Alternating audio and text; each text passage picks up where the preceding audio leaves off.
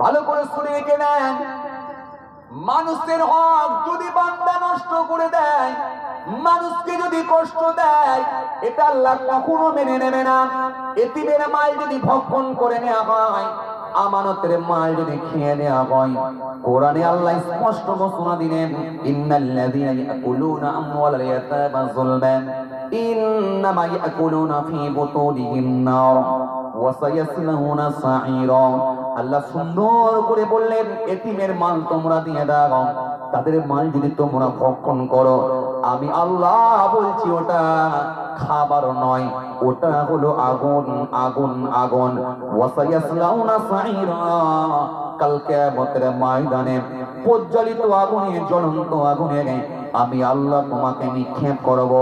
সেদিনে তোমাকে কেউ বাঁচাতে পারবে না।